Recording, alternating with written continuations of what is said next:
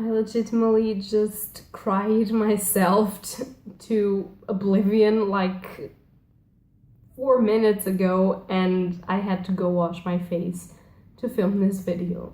So that's how much I care about what I'm going to talk to you.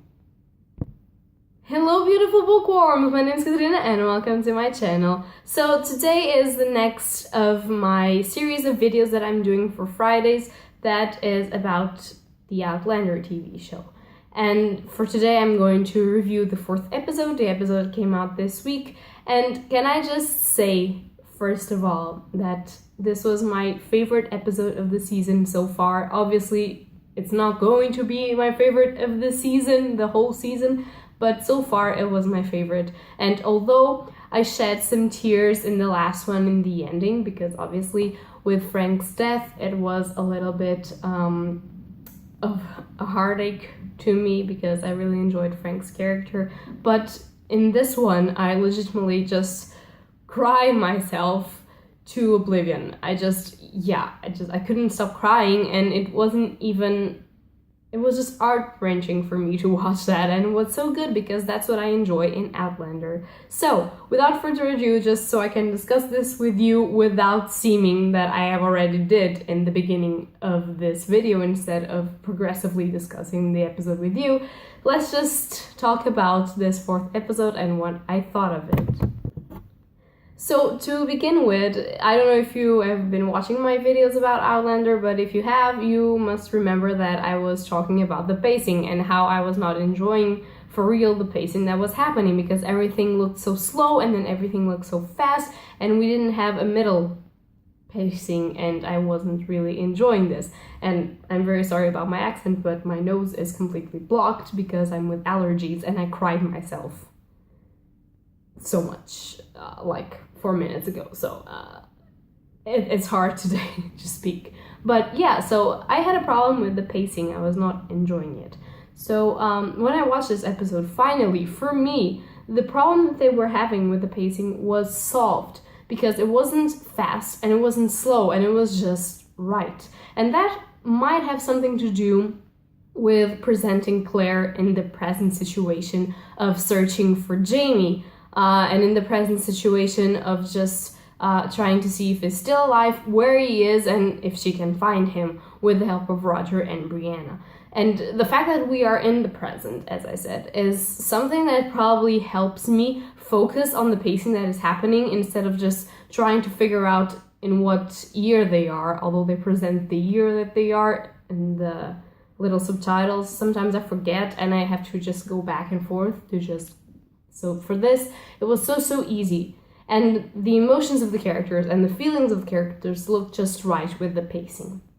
And for the Jamie part of the plot, the part where he is working for that England nobility and everything like that, it was really interesting. It was one of my favorite parts of the book for when they were separated, was that one. It was really incredible. I really enjoyed all of the things that happened. For instance, the fact that he was forced to have a sexual relationship with one of the nobleman's daughters, the fact that she had his child, a man, and the fact that she died after that, everything that happened with the Earl that she was betrothed to.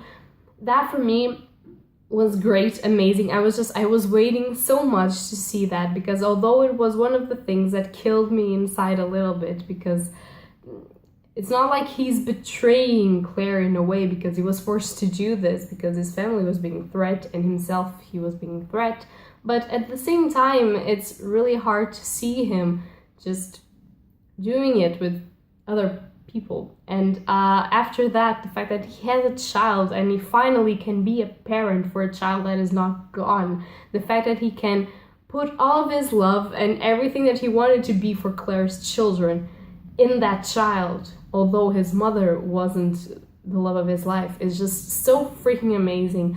The way that the kid grew up with him, the way that he treated him, it was beautiful, and it was really heart-wrenching to see him at the end of the episode he was on top of a horse, but you get me, walking away from that child and leaving him at the care of his best friend and the mother's sister. And it was very hard to watch, but it was something that I really wanted to watch, because for me, Outlander is about everything that was this episode. A constant pacing and a bittersweet story.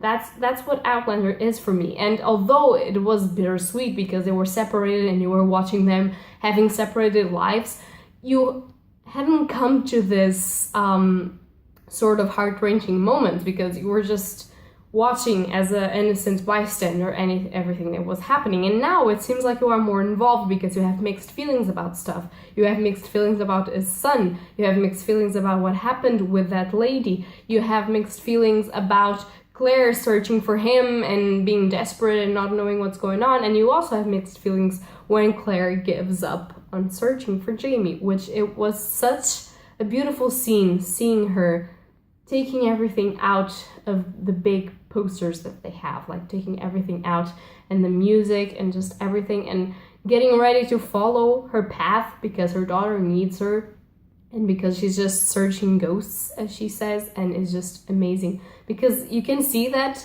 she hopes that he's still there. She hopes that she can go to him, and she feels that she's leaving her entire life behind when she goes away, but she knows that she has to, because if she doesn't, she's going to spend her entire life longing for something that isn't possible, and so she has to go. And it's just heartbreaking to watch that scene. For me, I believe that for someone that had that little light of hope that she could go and meet the love of her life again, to see it crashing down because she has no way to know where he is and how he is, it just hurts to read that and to watch that on a TV show with the music, with the ambiance, with the pacing, with everything was perfect. And can we just talk about the relationship between Roger and Brianna just developing? It was just so cute. I have to say that they are one of my favorite couples of this show. They're some of my favorite characters also, because I really enjoy pretty much all of the characters in Outlander, although I tend to like more the secondary characters and not as much the main characters.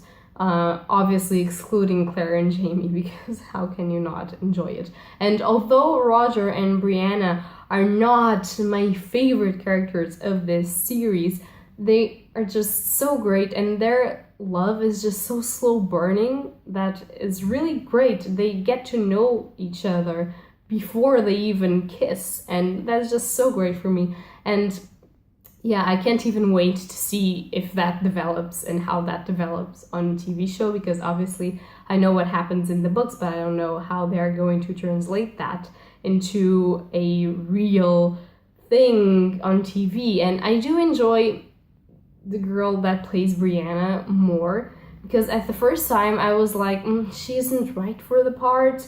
That's not how she's described, and it's just strange. But now I do enjoy her because she is so intense as her father is supposed to be. She plays her character really intense. She plays it really well. I am really enjoying it, and I know we have only seen her like in this episode, but I am really enjoying it. And Roger is my favorite cinnamon roll. He's just so cute. He's just so eager to help every single time, and he's just so having a crush on Brianna, just a hard crush, and is just so cute with a little beard and those little puppy eyes, and it's just so amazing. I think they picked the right actor for the part. I really do.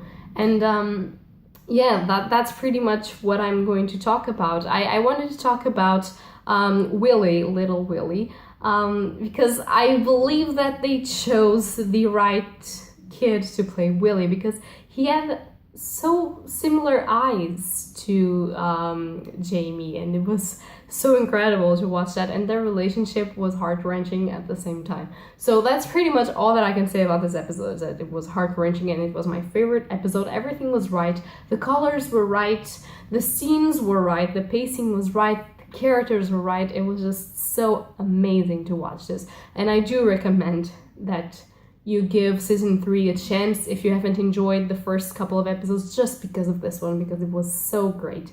And obviously I'm not saying with this that I didn't enjoy the other episodes, because the idea for me to be doing these reviews is because I do enjoy the TV show and I do enjoy these episodes. But this one was just on point. I adored it. So I hope you guys have enjoyed it too, and I really wanted to know in the comments if you liked it, if you haven't.